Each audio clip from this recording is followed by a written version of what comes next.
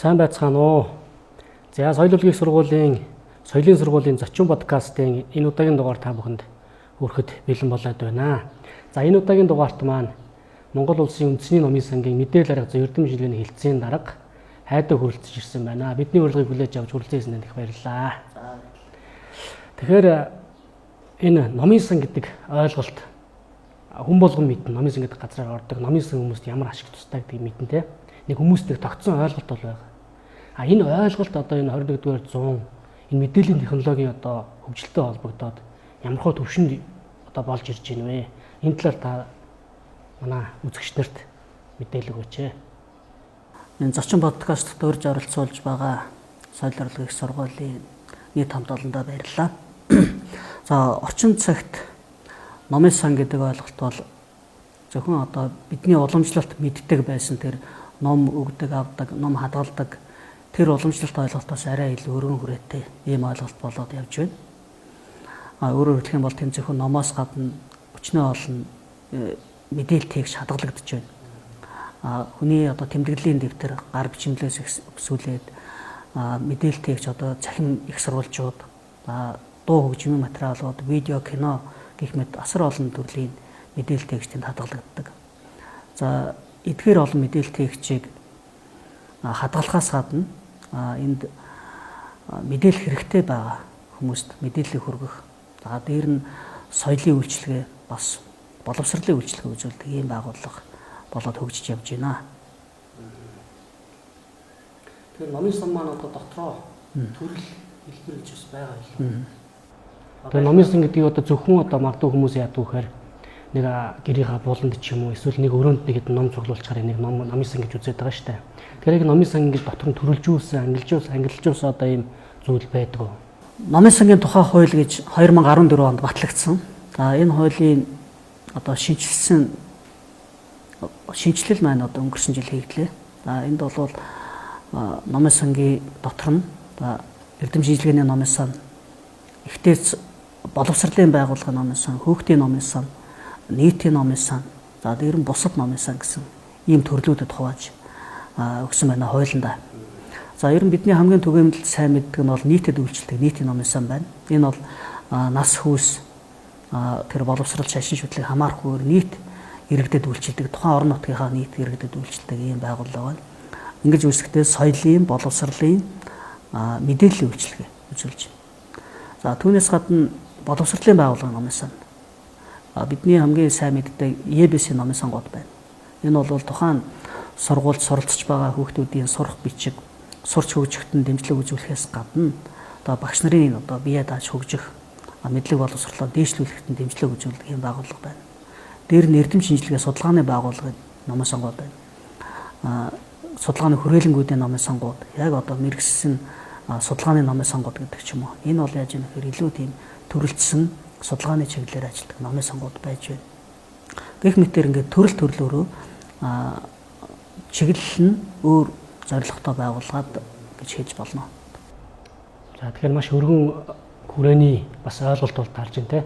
Тэгэхээр нэгэнт одоо номын сан гэдэг ийм газар бол байна. Бидний өнөөдрийн ярианы сэдэв бол номын сан судлалын хөтөлбөр гэдэг. Номын сан судлал хөтөлбөрийн хүрээнд агуулгын хүрээнд бол явж байгаа. Тэгэхээр номын сан судлал гэдэг зүйл мань өөрөө бас ахаад их өргөн ойлголт болж ирж байгаа. Тэгэхээр энэ дээр бол номын санч гэдэг хүний тухай бас ярихгүй байхын арга байхгүй.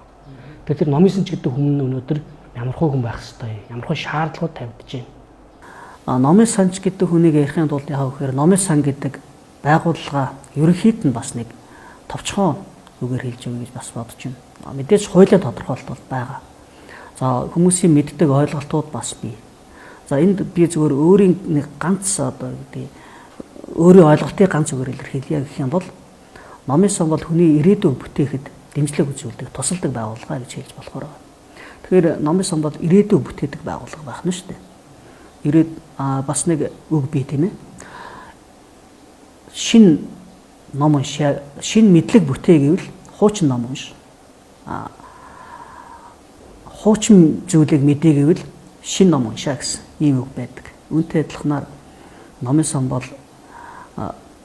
тэр хуучин мэдээлэл дээр тулгуурлаад ирээдүйд одоо хөгжиж дэвших гэж байгаа, мэдлэгээ дэвшлүүлэх гэж байгаа мэдээлэл авах гэж байгаа тэр хүмүүсийг одоо амьдралд нь дэмжлэг тусалцаа үзүүлдэг ийм одоо ирээдүйн бүтээгт нь тусалдаг байгууллага. Тэгэхээр тэнд ажиллаж байгаа номын санч гэх юм бол аль төрлийн номын санд ажиллаж байгаагаас үл хамааран хүний ирээдүйг бүтээхэд хүнийг хөгжиж сайн сайхан явахт нь дэмжих тусалцаа үзүүлдэг ийм одоо мэрэгчлэтнүүдэ гэж хэлж болохоор байгаа юм. Тэгэхээр дөрөв та бас номын сан бол өөрөө боловсрол соёл мэдээллийн үйлчлэг үзүүлдэг байгууллага гэж хэллээ тий. Тэгэхээр номын сан гэдэг хүмүүс маань өөрөө ганцхан ном өгж авдаг биш, боловсрол соёлын үйлчлэг үзүүлэгч хүн бол таарж штэ тий. Тэгэхээр ер нь энэ мэрэгжлийг эзэмшснээр одоо өөр ямар салбар шинжлэх ухаан руу бас хөрөж ажиллахыг боломжтой вэ номын санч хүн? За номын санч хүн бол нэгдүгээрт номын санч болсноороо өнөөдөр энэ сая дурдсан номын сонгоны төрлүүд байна тийм ээ. Монгол улсад 1509 номын сан байна гэд саяхан одоо тэр номын сангийн тухай хууль батлагдж байгаад ийм тоо байсан. Тэгэхээр энэ 1509 номын санд ажиллах ажилтнуудын одоо хэрэгцээ буюу одоо мэрэгжлийн тоо маань 40% нь бол мэрэгжлийн бус байна гэдэг ийм тоо байгаа шүү дээ. Тэгэхээр энэ хэрэгцээ бол маш өндөр байна. Нэгдүгээр энэ салбартаа бүрэн гүйцэд одоо орон тоогоо гүйцээж ажиллахын хэрэгцээ манад байна. За үүнээс гадна өөр хаана ажиллаж болох вэ гэвэл энэ байгууллагуудын дэргэд мэдээллийн төв гэж бий. Байгууллагууд зөвхөн номын сан гээд бусдад үйлчлэхээс гадна байгууллагын дэргэд мэдээллийн төв ажилтнууд болж ажиллаж байна. За түүнээс гадна манай номын сангууд ялангуяа ЕБС номын сангууд маань номын санчт маань номын санч гэдэг ажлаа хийхээс гадна архивч байгууллагын архивын ажлыг давхар хариуцаад явж байна. Тэгэхээр номын санч маань номын санчаас гадна архивчийн ажлыг хийх боломж бас байна гэж үзэж байна. За түүнээс гадна бас нөгөө жижиг номын сангуудын хувьд бол бичиг хэргийн ажлыг бас давхар хийж байна л да өнөөдөр бодит амьдрал дээр. Ингээд үзэхээр номын санч маань номын санч архивч бичиг хэргийн ажилтныг өнөөдөр практик дээр албан ёсоор ингээд хийгээд хэрэгжүүлээд явж байгаа ийм ажил байна. Дээр нь тэр мэдээллийн төв юм мэдээллийн ажилтан гэдэг утгаараа ажиллаж болж байна. За орчин цагт яг одоо энэ мэдээллийн технологи өндөр хөгжөөд асар их мэдээллийн урсгал мэдээллийн одоо нөөц бий болж байгаа энэ үед бол тэр бид бүхний ярьдаг тэр дата гэж нэрлэдэг байгаа. Энэ датаг удирддаг, мэдээллийг удирддаг ийм ажилтны хэрэгцээ хаасаагүй бий болж байна. Энийг бол ямар нэгэн байдлаар хэн нэгний удирдлагын дор байгууллагад очиж ажиллахаас илүүтэйгээр номын санчт маань энэ мэдээлэл удирддаг, мэдээлэл зохион байгуулдаг чиглэлээр хуваараа ч гэсэн хөдөлмөр эрхлээд энэ чиглэлийн одоо мэрэгжилтнүүд шинжээчд болоод ажиллах бүрэн бололцоотой ийм мэрэгжил юм аа. Тэгэхээр одоо нөгөө хувь уран бүтээлч гэж чөлөөт уран бүтээлч гэдэг одоо нэр төмөө бол манай урлагийнхны дунд бол байдаг шүү дээ тийм. Тэгэхээр номын сангийнхны хувьд бол харьцангуй ийм ойлголт бол байсангүй. Ер нь бол ийм хэрэгцээ бол гарч ирж нэж бас харж болохоор байна тийм. Тэгээ тэгж үзэж болно. Одоо бидний уламжлалаар бол номзууч гэдэг ажил шүү дээ. Номзуу бүтээл тойрдог хэн нэгэн хүний хэрэгцээтэй номзуу, санамж өгөх номзуу гэдэг зүйлийг бид уламжлалт тэр номын санчт маань түгээвэл хийдэг байсан бол ийм төрлийн үйлчлэгнүүдийг хийлгэх хэрэгцээ одоо нийгэмд маш их бий болж гарч ирж байна. Энэ дээр ажиллах хэрэгцээ маань номын санчтын дунд бий болж байна. Тэгэхээр энийг ялангуяа сүүлийн үед бэлтгэж байгаа мэдээллийн технологи дээр ажиллаа сурсан энэ үеийн одоо эсэгчд гэдэг юм уу шин залуу үеийн номын санчт маань энэ дээр ажиллахад илүү боломж нээлттэй байна л гэж хэлж болох байна. Тэгэхээр одоо ямар ч хүн одоо шинэ боловсрол эзэмших аливаа нэг чиглэлээр нэг суралцахад тухайн салбарын одоо тэр эрх зүйн зохицуулт гэдэг нэг юм байдаг шүү дээ. Аливаа нэг зүйлийг гэх юм бол хаалт энэ төр байгаад байдаг. Ямар нэгэн зохицуулт бол өөрөө тэр цаашаа хөгжих, дэвжих боломжгүй шүү дээ. Тэгэхээр энэ салбарын хувьд энэ яг ном хэмжээний салбарын хувьд энэ эрх зүйн зохицуулт бодлого ер нь хийгдсэн байдаг бай. За ном хэвлэлийн салбар гэхээс илүүтэйгээр би зөвхөн номын сангийн салбарын эрх зүйн зохицуултын талаар л жоохон товчхон яриа гэж бодож байна л да. Тэгэхээр номын сангийн салбарт бол сая дурдсан номын сангийн тухай хууль гэж хууль байна. Номын сангийн талаар гарсан хууль. За энэ хуулийг дагаж гарсан журмууд гэж байна. За тэгээд энэ хуулийг дагаж гарахаас гадна номын сангийн үйл ажиллагаанд хэрэглэгддэг жижиг дүрм журмууд байдаг. Дүрмүүд байна, журмууд байна. Эдгээрээс гадна номын сангийн салбарт мөрдөгдөг стандартууд байна. Номын сангийн орчны стандарт, ном хэвлэлийн бичлэгтэй стандарт, За гэх мэтчлэнгээр ингээд номын сангийн салбарт хэрэглэгддэг олон стандарт байна. За түүнээс гадна нөгөө нийтлэг хууль журмууд орж ирнэ шүү дээ. Жишээлбэл зохиогчийн эрхийн тухай хууль номын сангийн салбарт зайлшгүй хэрэглэгддэг. Гэх мэт ийм олон хууль дүрмүүд журмууд бол номын сангийн салбарт бол хангалттай их байна гэж хэлж болно. За 2017 онд манай номын сангийн салбарын нэг хүний хэлсэн үг бий. Номын сангийн салбарт 55 одоо эрх зүйн баримт мөрдөгж байна гэдэг. Тэрнээс хойш 5 жил өнгөрлөө. Тэгэхээр энэ тоо одоо улам нэмэгдэж байгаа л гэж ойлгож байна. Тэгэхээр одоо ямар ч нэг 60 орчим болвол эрх зүйн баримт чиглэл мөрдөгдөж байгаа юм салбар болгон тий. Хууль эрх зүйд бол асуудлууд маань бол тодорхой хэмжээнд бол шийдэгдсэн. За шинэхэн соёлын яамтай болцсон байж байгаа тий. Соёлын яам одоо байгуулагдаад яг энэ номын сангийн чиглэлээр давж хэрэгжүүлж байгаа арга хэмжээ бас ямар хөө байна вэ? Одоо яг Монгол улсын үндэсний номын санги мэргэжлийн арга зүйр хангадаг энэ байгууллагын одоо хэлцийн одоо даргын хувьд. За мэдээж соёлын яам байгуулагдана гэдэг маань бид шууд удирддаг, шууд харьяалдаг юм яамтай болж байгаа гэх баяртай болсон шүү дээ. Тэгэхээр энэ яам байгуулагдсанаар олон эерэг үр дүнууд гарч ирж байна. Жишээлбэл салбарын эрх зүйн асуудлууд, салбарын хүний нөөцийн асуудлууд гэх мэт зүйл дээр маш их анхаарал хандуулаад явж байна. За яг одоо үндэсний номын сангийн тухай гэх юм бол Монгол улсын одоо бүх номын сангуудад мэргэжил арга зүйн удирдлагаар хангах ийм үүрэгтэй байгууллага. Энэ хүрээндээ бид бүх төрлийн номын сангуудад одоо мэргэжлийн талаас зөвлөгөө өгөх, арга зүйг боловсруулж өгөх ийм ажлуудыг хийж гүйцэтгэдэг. Яг энэ яам байгуулагдсантай холбоотой хийж гүйцэтгэсэн нэг ажлыг энд бас дурдмаар байна.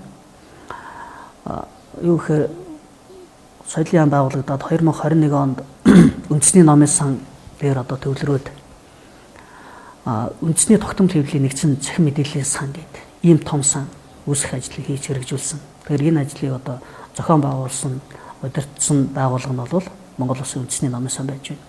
Тэгэхээр энэ ямар учиртай мэдээллийн сан ба гэхээр орон нутгийн номын санд, аймгийн номын сангуудад хадгалагдаж байгаа тухайн орон нутгийн 1945-аас 90 оны хоорондох тогтмол хэвлэлийг цахим хэлбэрт шилжүүлээд хүмүүст одоо нээлттэйгээр уншуулах, ашиглуулах ийм одоо том мэдээллийн сан, цахим номын сан үүсгэхийн төсөл ажил байсан.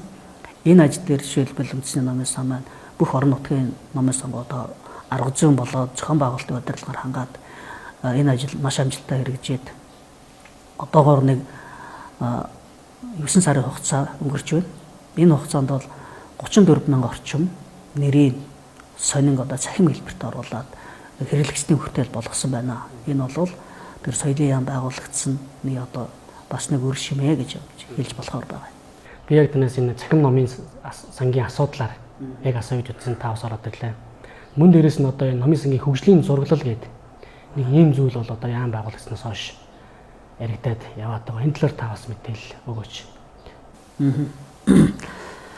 За яам байгуулагдсны хийж байгаа олон ажлууд бий гэж хэлсэн тийм ээ. Түүний нэг ажлын номын сангийн салбарын хөгжлийн зураглал гэдэг зүйлийг бас 2021 онд эхлүүлээд энэ зураглалаа хийсэн. Энэ яаж юм гэхээр бас л энэ Монгол улсад үйл ажиллагаа явуулж байгаа номын сангуудын одоо хоорондын хамтын ажиллагааг одоо хэрхэн уялдуулж энэ одоо нийт иргэдэд хэрэгцээтэй байгаа тэр номын сангийн тэр эрэлт хэрэгцээг биелүүлэхэд энэ бүх номын сангууд хэрхэн яаж хамтарч ажиллаж болох вэ гэдэг зураглалаа гаргасан.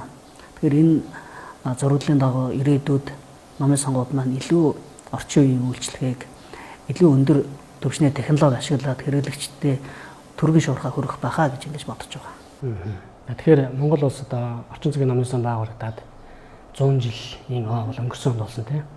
Номын сангийн салбар одоо Монгол улсад шинжлэх ухааны үндэстэй хөгжөөд 60 жил болж байгаа. За тэгээ энэ 60 жилийнхаа ой дээр мөн 100 жилийнхаа босгон дээр соёлын яам маань байгуулагдаад номын сангийн салбарын одоо эрх зүйн зохицуултууд бол маш өндөр түвшинд бас очиж байна. Мөн дээрээс нь хөгжлийн зураглалаа гаргаж ирж байна. Тэгээ одоо энэ дээрээс ярихад одоо бидэнд тулгамдж байгаа нэг асуудал бол мэргэжлийн боловсон хүчин эдгээр зүйлүүдийг маш сайн хангах ийм шаардлага бол гарч байгаа. Тэгэхээр энэ Монгол улсад яг номын сангийн салбарын одоо боловсон хүчнийг бэлддэг гол сургууль маань олон жилийн туршлагатай сургууль маань одоо соёлын сургууль байж байгаа.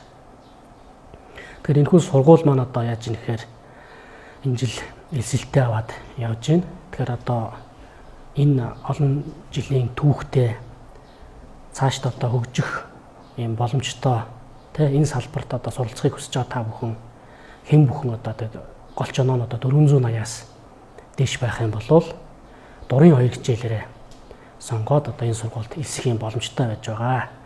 За тэгээд дээрэс нь одоо та энэ яг соёлын сургуулийн үйл ажиллагаа энэ хөтөлбөртэй холбоотойгоор бас хэлэх зүйл байвал бас яриач.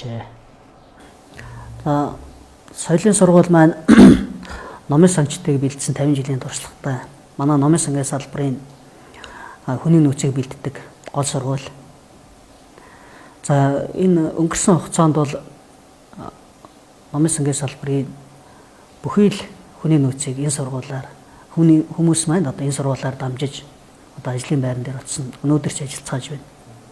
Тэгэхээр энэ сургууль маань хуучны зөвлөлт холбоот улсын сургалтын хөтөлбөрөөр буюу одоо номын санд одоо үйлчилгээний ажил хийхэд шаардлагатай мэдлэг мэдээллийг өгөх чиглэлээр илүү одоо бэлтгэдэг байсжээ өнгөрсөн хугацаанд. Өөрөөр хэлбэл 2000 он хүртэл шүү дээ.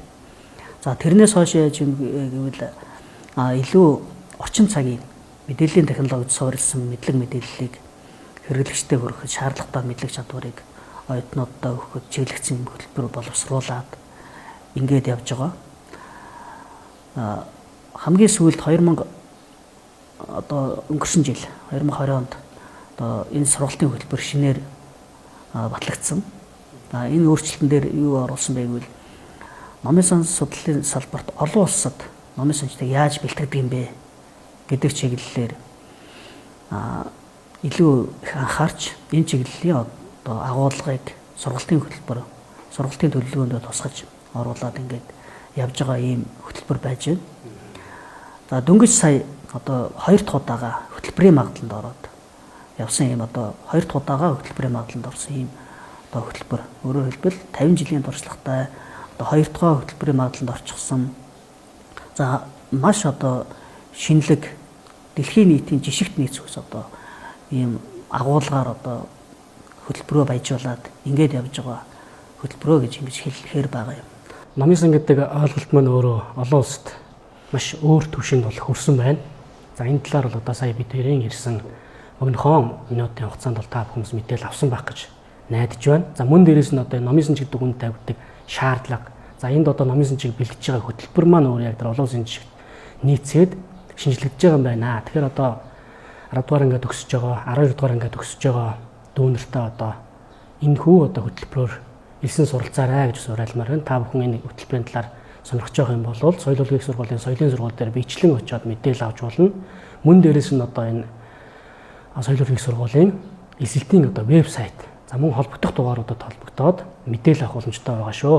Өнөөдрийн урилгыг маань хүлээн авч хүрэлцэн ирсэн танд маш их баярлалаа. Таны цаашдын ажилд өндөр амжилтыг хүсье. За баярлалаа. Та бүхний ажилд бас өндрөөс өндөрт амжилт хүсье. Ирээдүйд